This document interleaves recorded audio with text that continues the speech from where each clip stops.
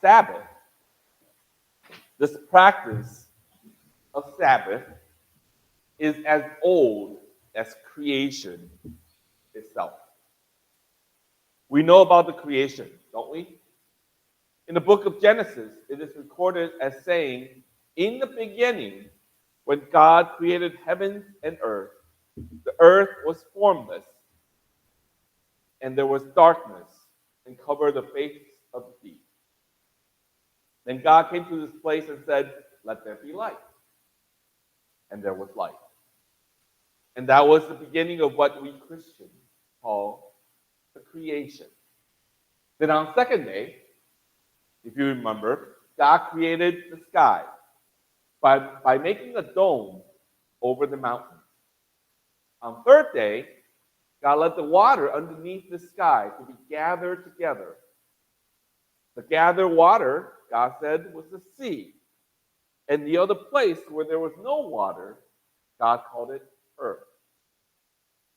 Then on this earth, God planted vegetation and fruit trees of every kind with seeds in it. So that was the third day. Sea, earth, and the plants on the earth. Then on the fourth day, what happened? Well, God let the lights in the sky to be separated, day and night. God made two lights. In fact, one bigger light, the sun, to rule the day, another light, the moon, and the stars, to rule night. That was the fourth day. On the fifth day, God created living creatures in the sea and in the sky. God told them, the sea creatures, fish, others, sky, the birds, these sea creatures and the sky creatures, God told them to be fruitful and multiply. Then on the sixth day, God created living creatures on the earth, wild animals of every kind. In addition to creating the wild animals on the land, God also created humankind. In God's image, in both male and female, God blessed them as well. Sixth day, when the creatures of the land, including humankind, was created by God, God looked at all of this creation, and to each and every one of those creations, God said they were very good. Then on the seventh day, Genesis reminds us, God rested on the seventh day from all the work God has done. And the seventh day, the rest day, is what we call and know as Sabbath. So Sabbath, this word and practice, literally, is as old as creation itself. So very naturally, the Jewish people, starting from the very beginning, would observe this rest day known as Sabbath. And in fact, something very familiar, perhaps to even those of us who are outside of the church, the Ten Commandments. One of the commandments clearly says, obey the Sabbath, observe the Sabbath. What does that mean? That means on that Sabbath, we must obey and observe what God did on the seventh day during that creation story. We must rest, observe the Sabbath. So very naturally, these Jewish people, wanting people not to forget this, made a rule about it, saying, on that seventh day, everyone has to rest. Everyone has to observe the Sabbath. Cool.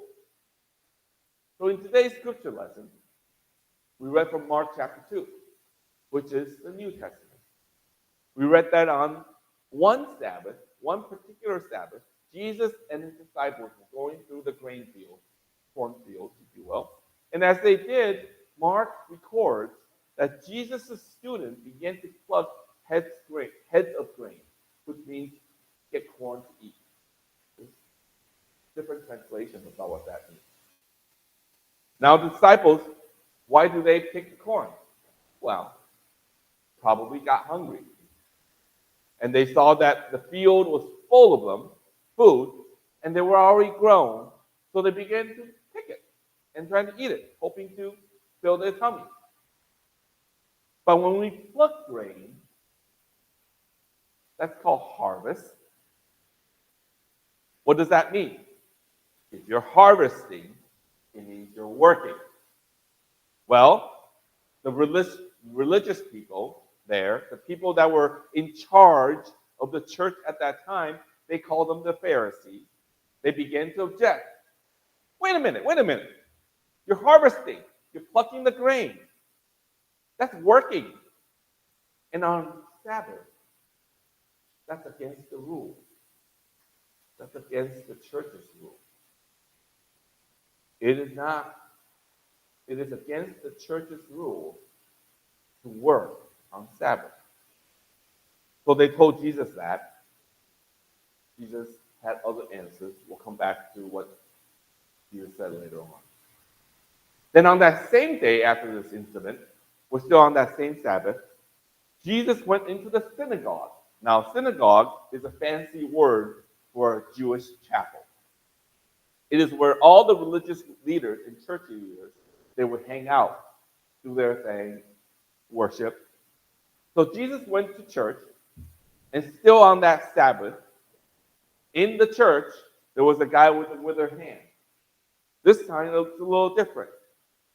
Ever since that incident about plucking, working the grain out of the cornfield, these synagogue or church leaders were there to watch Jesus' every action. Mark writes it down very clearly. They were there to watch to see if Jesus would cure this guy with withered hand on Sabbath. Because if you cure somebody, it's also working. So they're watching Jesus and they're curing this guy so that these church leaders would accuse Jesus of disobeying one of the 10 commandments. Jesus saw the man with the withered hand. When Jesus sees somebody with a withered hand, what do you think Jesus would do? Of course, Jesus will cure the guy that was sick. Jesus will cure that guy that was suffering. That's what Jesus would do, even on Sabbath. Jesus turned to the synagogue leaders and said, "Is it okay to do good or do harm on the Sabbath? To save life or to kill?" Now it's interesting. None of them answered that question. All of the church leaders, when Jesus asked that question, they were silent. Of course they were silent. They know the answer. But the answer doesn't do them any good for wanting to pin Jesus in a corner. So they didn't say anything. Jesus went ahead and healed the guy with a withered hand. And then after that, these same church leaders went out and immediately tried to start a conspiracy on how to destroy Jesus. See, from the surface of that scripture lesson, there's really a question we need to answer. And from this question, we can start to gather what Jesus is trying to teach us through this passage. The question that I have, and we might have, is Jesus really challenging Sabbath itself? Is Jesus really trying to say Sabbath doesn't really matter anymore? Or Sabbath is no longer needed? I mean, honestly, let me ask you, isn't Sabbath or a rest day good for us? The meaning of the purpose of Sabbath is for us to have a rest day after 6 long days of work. Why is that so bad? I mean, honestly, in this day and age, to have one honest rest day is really hard. Why do I say that? Well,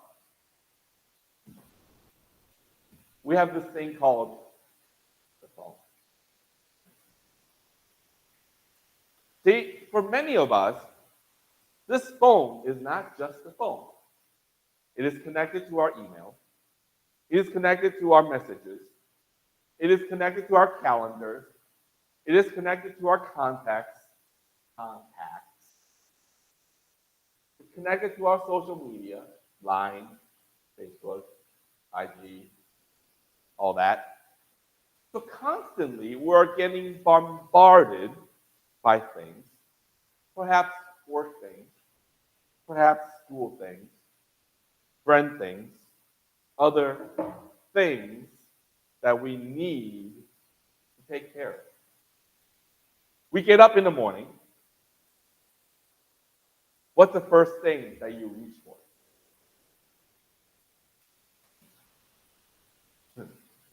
Some of you are smiling, I know. You don't have to say it, I know. A lot of us, it's our phone. First thing in the morning, isn't it? When we go to bed at night, what is the last thing we put aside before we go to bed? You're smiling again. Don't need to say it. Probably our phone. Yes, when we're on our phones, we may not be really working, but certainly we aren't resting or Sabbathing, are we? There's really barely any rest for us these days. Barely any Sabbath away from our responsibilities. So if that's the case, why would Jesus be seemingly challenging Sabbath here in today's scripture lesson? I mean, we need Sabbath right now. Sabbath right now especially is good for us. I argue none of us are Sabbathing enough. There's always something to do, somebody to talk to, somebody to text. Secondly, in fact, even God rested. Even God Sabbath. If even God Sabbath, Jesus, one of the persons of the Trinity, why would Jesus challenge Sabbath in today's scripture lesson? Or most likely, probably, Jesus is not really challenging Sabbath. Jesus is not really challenging rest. Perhaps Jesus is challenging something else. So what is Jesus challenging? What is Jesus trying to provoke in this passage? I think this conflict over rest or Sabbath points to a deeper challenge to us, and especially to those of us who's already at church. What the Pharisees, these church leaders, or perhaps even all of us fear or even object to the most is when God or Jesus challenge the way we have a relationship with God. Now, let me explain what that means. For these church leaders, these Pharisees, the way that they have relationship with God, for them, is through observance of the laws of Moses and David.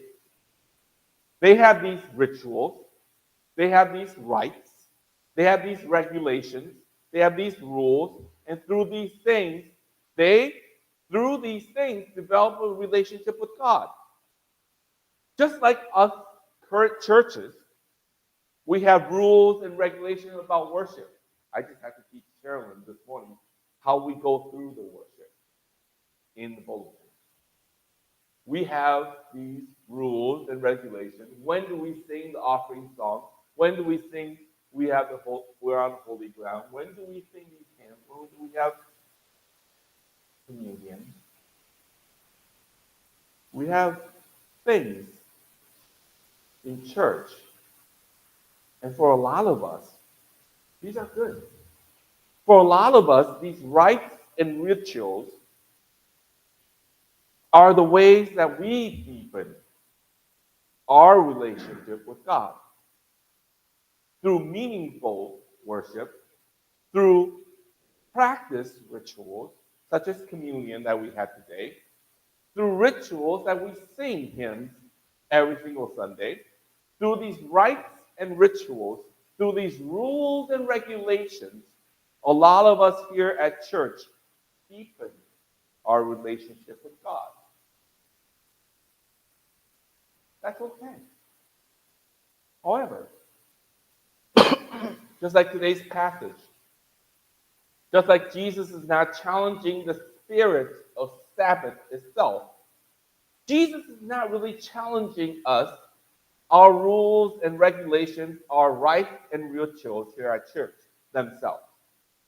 But what Jesus is challenging is when these things that we do regularly, that we practice, observe regularly, are more important than to feed the hungry.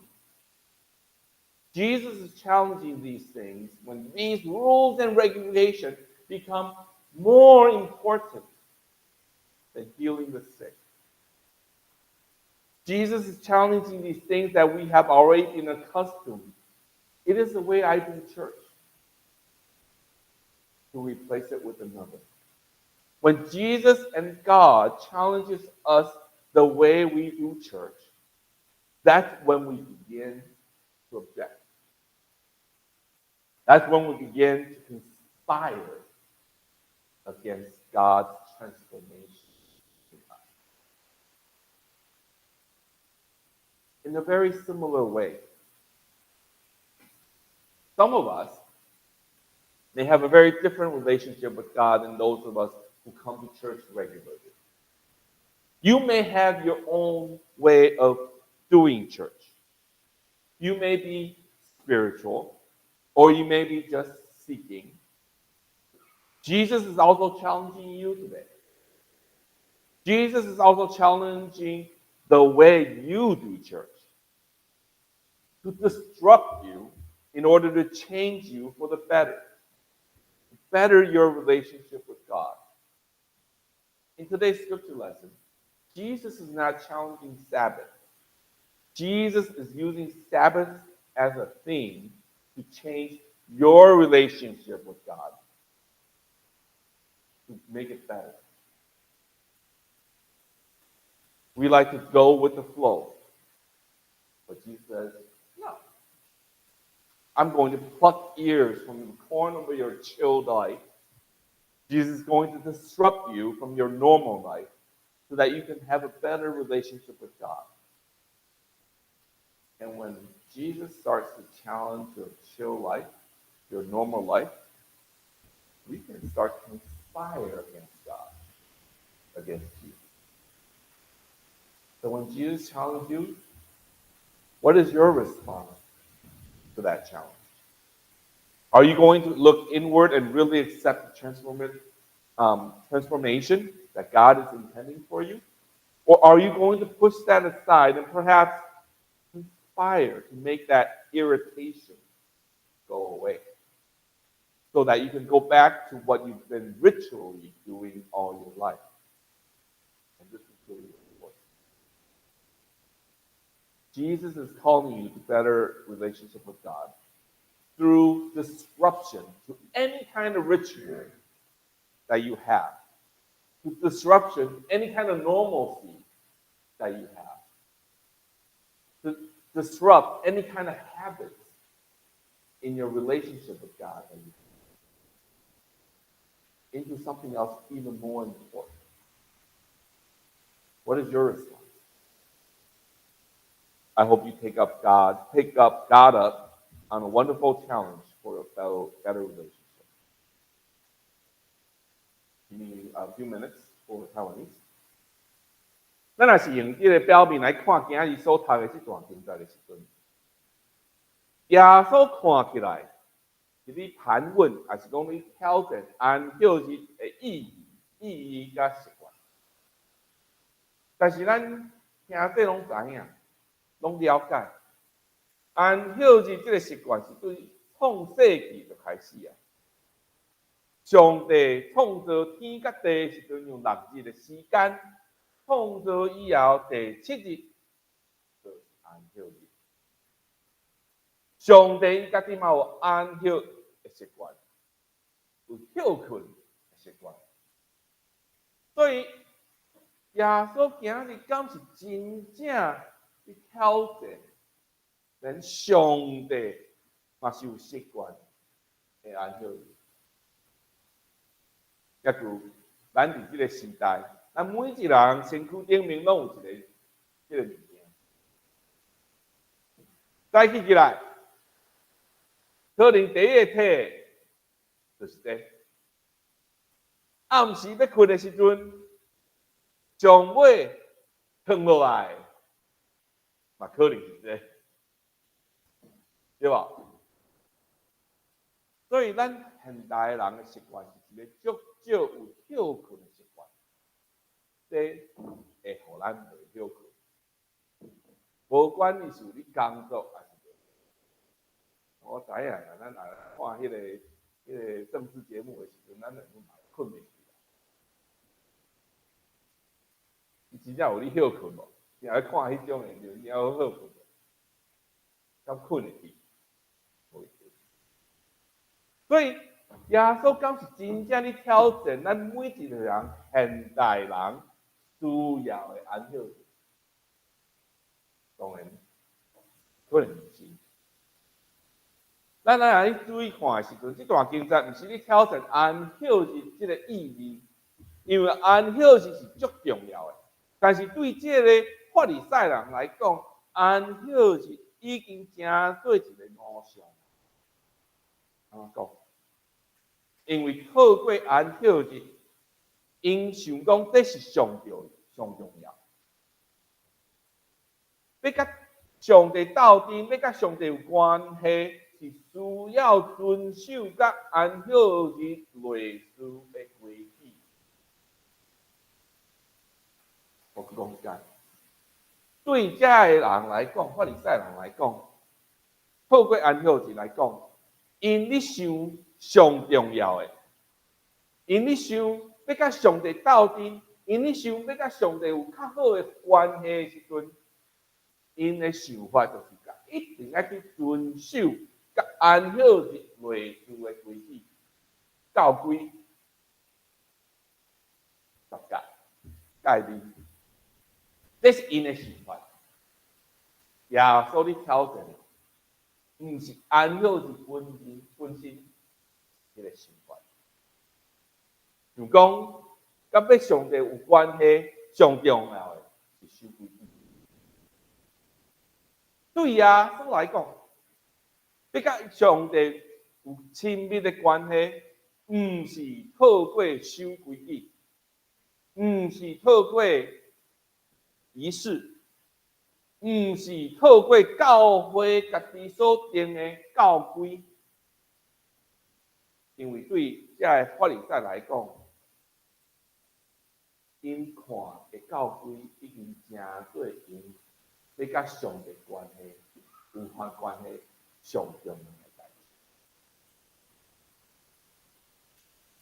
志。耶稣的意思是讲，若是咱每一个人要甲上帝有关系、有亲密的关系的时阵，毋是透过教规，毋是透过仪式，是透过咱每一个人每一天都拄着的代志，伊的应付啊甲见证。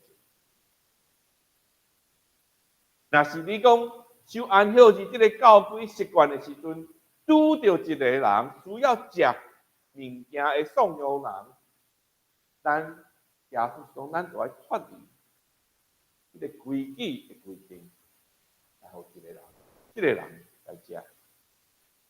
若是伫守安休日的时阵，这个教规的习惯的时阵，拄着一个人需要医治的时阵，咱迄个时阵就一定要脱离规矩的规定，来医治这个人，脱离教规来治这个人，还是讲脱离教规来救这个人，还是讲脱离这个教规来医治这个人，兄弟姊妹。咱会去接受法利赛人但是今日讲出就是这，咱每一个人伫教会久以后，拢会有一寡习惯、仪式、规定，这拢是足好诶，来培养咱咧甲上帝关系，这是足好诶。这种习惯足好诶。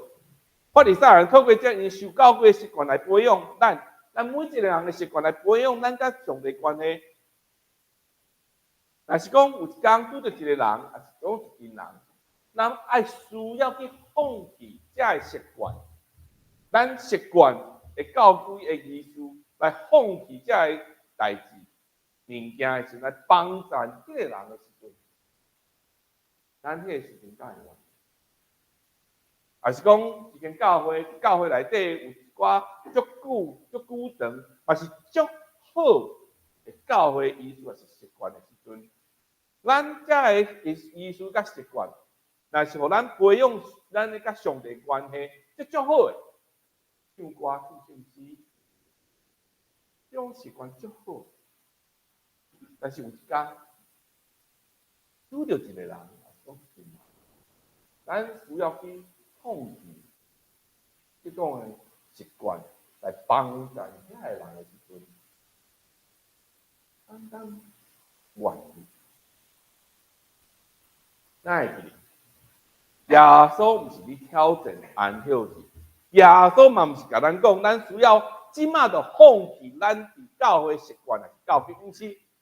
耶稣咧挑战，就是若是有一天拄到一个人，还是拄到一寡人，咱需要去放弃这个习惯来去教会来帮助遐个人的时阵，咱会安怎去回应？咱会安怎去想？咱敢会真正自愿接受，还是咱会甲这个法利赛人类似，会开始想办法？我爱互耶稣伫咱的中间改变咱已经习惯的教规，互习惯的教规来代替上帝，行过咱的路上，